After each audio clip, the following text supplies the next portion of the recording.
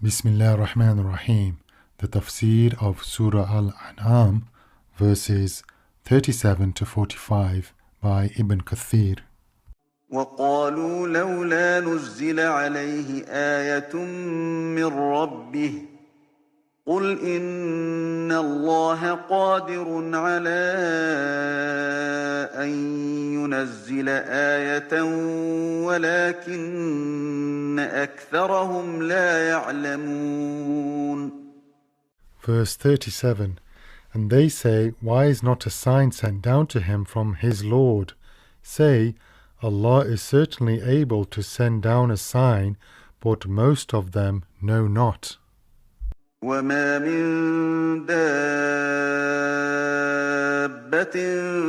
فِي الْأَرْضِ وَلَا طَائِرٍ يَطِيرُ بِجَنَاحَيْهِ إِلَّا أُمَمٌ أَمْثَالُكُم مَّا فَرَّطْنَا فِي الْكِتَابِ مِن شَيْءٍ ثُمَّ إِلَىٰ رَبِّهِمْ يُحْشَرُونَ.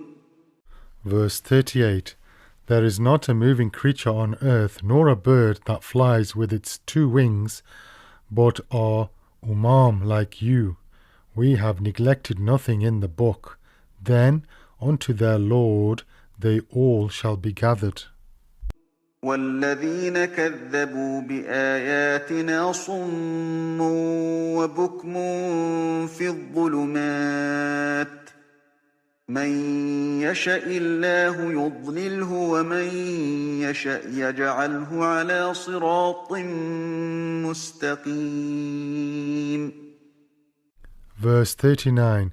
Those who reject our ayat are deaf and dumb in darkness.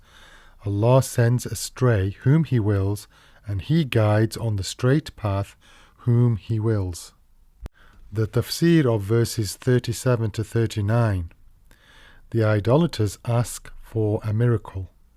Allah subhanahu wa ta'ala states that the idolaters used to proclaim, why does not Muhammad bring an ayah from his Lord?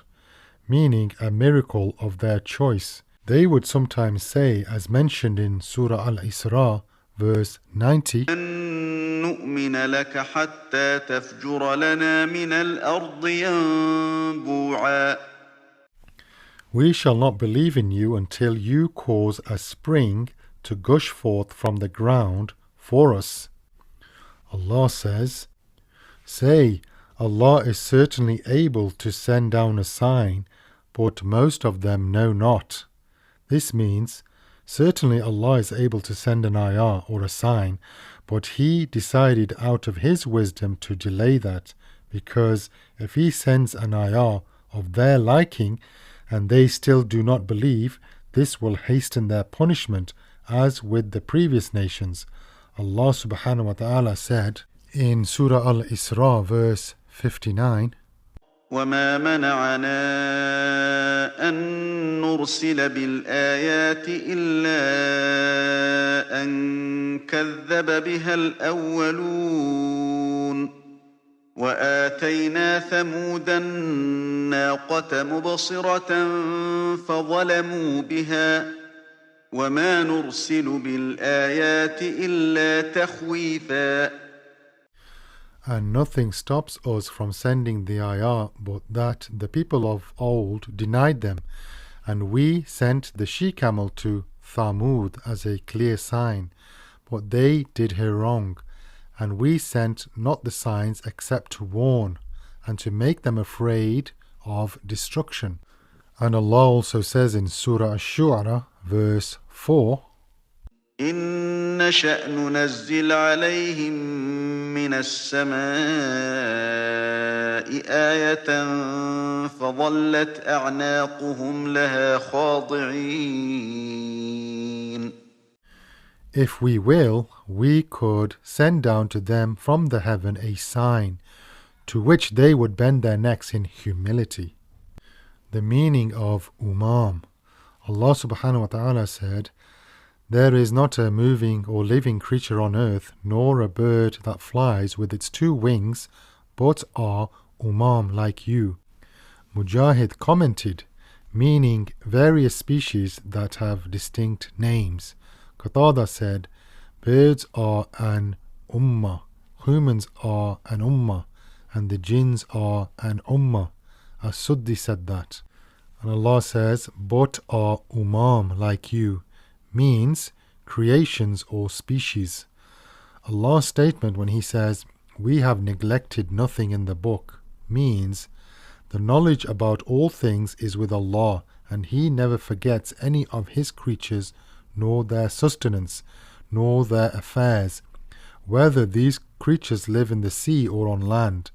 Allah subhanahu wa ta'ala says in Surah Hud, verse 6, وَمَا مِن دَابَّةٍ فِي الْأَرْضِ إِلَّا عَلَى اللَّهِ رِزْقُهَا وَيَعْلَمُ مُسْتَقَرَّهَا وَمُسْتَوْدَعَهَا كُلٌّ فِي كِتَابٍ مُبِينٍ. and no moving creature is there on earth, but its provision is due from Allah, and He knows its dwelling place and its deposit, i.e., in the uterus, grave, etc. All is in a clear book. This means there is a record of their names, numbers, movements, and lack of movement. In Surah Al-Ankabut, verse 60, Allah said, وَكَأَيٍّ مِّن دَابَّةٍ لَّا تَحْمِلُ رِزْقَهَا اللَّهُ يَرْزُقُهَا وَإِيَّاكُمْ وَهُوَ السَّمِيعُ الْعَلِيمُ. and so many a moving creature there is that carries not its own provision. Allah provides for it and for you, and He is the All-Hearer, the All-Knower. Ibn Abi Hatim reported that Ibn Abbas said about the ayah when Allah says, then unto their Lord they all shall be gathered, means death gathers them. It was also said that the day of resurrection gathers them. For in another ayah, Allah subhanahu wa ta'ala says in Surah At-Takwir, verse 5, وَإِذَا الْوُحُوشُ حُشِرَتْ. and when the wild beasts shall be gathered together. Abdul Razak recorded that Abu Huraira, may Allah be pleased with him, said about Allah's statement when He says, what are umam like you, we have neglected nothing in the book, then unto their Lord they all shall be gathered. This means all creatures will be gathered on the day of resurrection, the beasts, birds, and all others. Allah's justice will be so perfect that the unhorned sheep will receive retribution from the horned sheep. Allah will then command them, be dust. This is when the disbeliever will say, as mentioned in Surah An-Naba, verse 40, يَا لَيْتَنِي كُنتُ تُرَابًا. woe to me, would that I were dust. And this was reported from the Prophet ﷺ in the hadith about the trumpet. The disbelievers will be deaf and mute in darkness. Allah subhanahu wa ta'ala said, those who reject our ayat are deaf and dumb in darkness. This means due to their ignorance, little knowledge and minute comprehension. Their example is that of the deaf mute who cannot hear nor speak, as well as being blind by darkness. Therefore, how can such a person find guidance to the path or change the condition he is in? Allah said in Surah Al-Baqarah, verse 17 to 18, مثلهم كمثل الذي استوقد نارا فلما أضاءت ما حوله ذهب الله بنورهم وتركهم في ظلمات لا يبصرون صم بكم عمي فهم لا يرجعون. Their parable is that of one who kindled a fire. Then, when it illuminated all around him, Allah took away their light and left them in darkness. So they could not see. They are deaf, dumb, and blind, so they return not to the right path.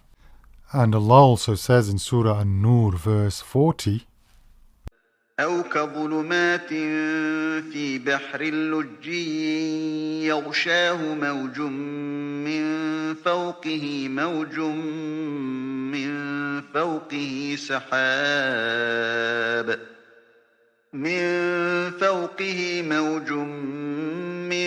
فوقه سحاب ظلمات بعضها فوق بعض إذا أخرج يده لم يكد يراها ومن لم يجعل الله له نورا فما له من نور.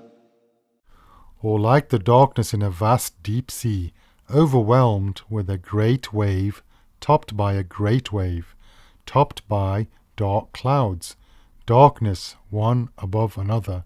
If a man stretches out his hand, he can hardly see it, and he for whom Allah has not appointed light, for him there is no light. This is why Allah said here, Allah sends astray whom He wills, and He guides on the straight path whom He wills. This means, for He does what He wills with His creatures. قل أرأيتكم إن أتاكم عذاب الله أو أتتكم الساعة أغير الله تدعون إن كنتم صادقين. Verse 40. Say, tell me, if Allah's torment comes upon you, or the hour comes upon you, would you then call upon any one other than Allah? Reply, if you are truthful.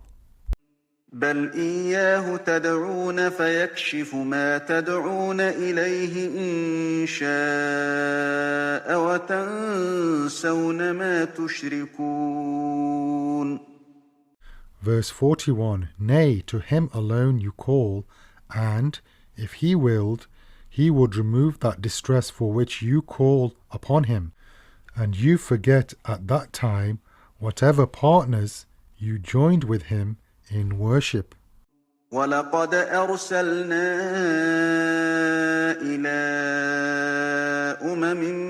من قبلك فأخذناهم بالبأساء والضراء لعلهم يتضرعون. Verse 42. Verily we sent messengers to many nations before you, and we seized them with extreme poverty and loss of health, so that they might believe with humility. فلولا إذ جاءهم بأسنا تضرعوا ولكن قست قلوبهم وزين لهم الشيطان ما كانوا يعملون. Verse 43. When our torment reached them, why then did they not believe with humility? But their hearts became hardened, and Shaitan made fair seeming to them that which they used to do. فلما نسوا ما ذكروا به فتحنا عليهم أبواب كل شيء حتى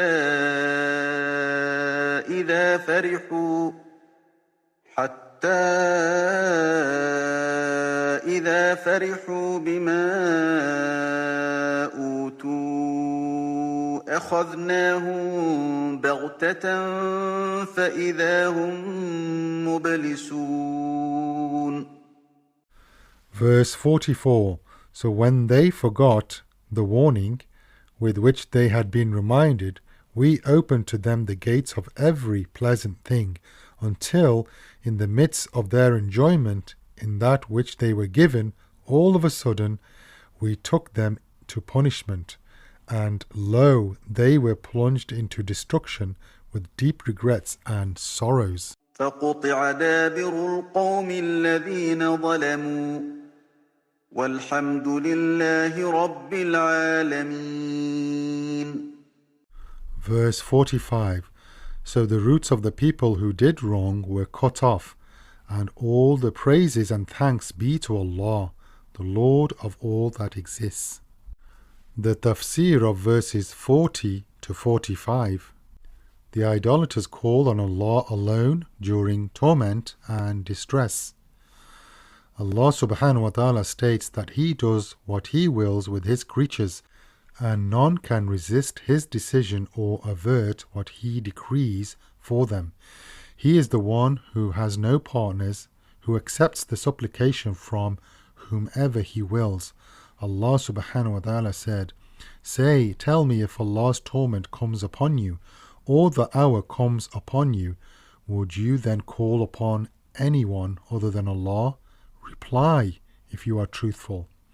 This means you disbelievers will not call other than Allah in this case, because you know that none except He is able to remove the affliction. Allah subhanahu wa ta'ala said, if you are truthful, meaning by taking gods besides Him. Then Allah says, nay, to Him alone you call, and if He willed, He would remove that distress for which you call upon Him. And you forget at that time whatever partners you joined with Him in worship. This means, for in times of necessity you only call on Allah and forget your idols and false deities. Allah says in Surah Al-Isra, verse 67, وَإِذَا مَسَّكُمُ الضُّرُّ فِي الْبَحْرِ ضَلَّ مَن تَدْعُونَ إِلَّا إِيَّاهُ. And when harm touches you upon the sea, those that you call upon besides Him vanish from you except Him, i.e. Allah. And Allah also said, verily we sent messengers to many nations before you, and we seized them with extreme poverty. That is, loss of wealth and diminished provisions. Then Allah says, and loss of health, meaning various illnesses, diseases and pain.